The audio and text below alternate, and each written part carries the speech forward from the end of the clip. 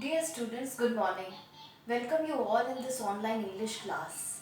So today we are going to start the new poem, An Elementary School Classroom in a Slum.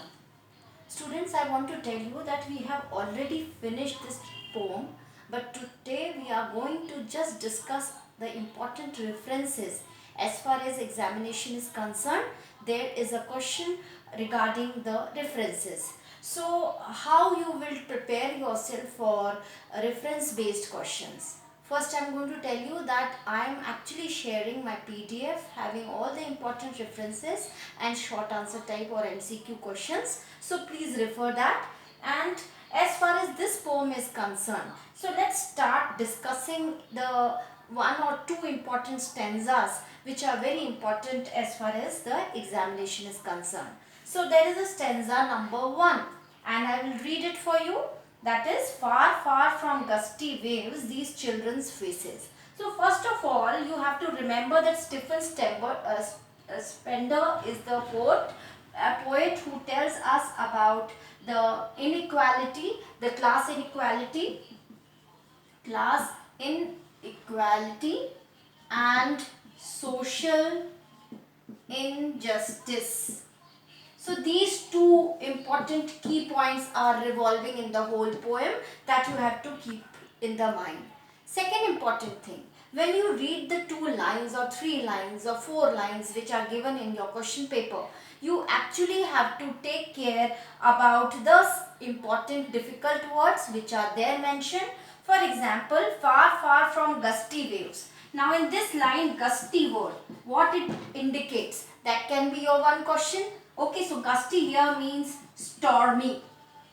Okay, harsh waves. What kind of harsh waves? So harsh waves of dejection by the society. Harsh wave of modernization that secluded or marginalized these poor children. This is the poem which reflects the plight of the poor children who are living in slum areas. Okay, so they are far from the development, far from the strong and storm that has come, storm of knowledge, storm of advancement, modernization that actually is away from these children. And then because of that, their face is like, looking very pale, dull. So the one word in second line, it is there, pallor. Pallor means pale face.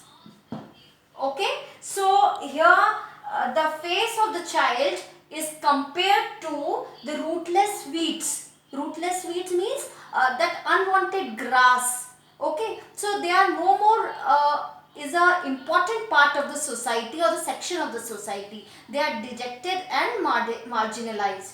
And second important thing, look up the figure of speech. So like, rootless, weeds.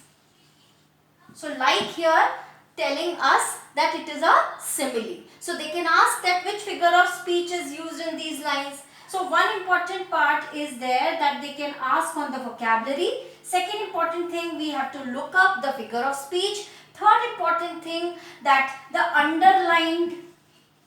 underlined theme. So the underlying theme is about the child who is poor or who is dejected. So there is a class inequality which is there, important part of these 2-3 lines. Then there is an image. There are different images. One is the image of a child who has a very pale face or very clumsy and very dull look. Then the third image is of the tall girl who is sitting way down head, burdensome head. So burdened because of poverty probably, burdened because of social injustice and that is an image which has been given to us in the line. Then the paper seeming boy. Then another image. Paper seeming boy means a very thin, lean boy is there. So dear students, you need to know about the underlying theme. You need to know about all the important words and phrases. With this, you also have to keep in your mind the important figure of speech. I hope you got the essence of the particular video that what I want to tell you. We have already done the summary and the whole explanation in the class itself, but this is a time when you read the poem with understanding, and that is why the references are very important. Thank you. Have a great day.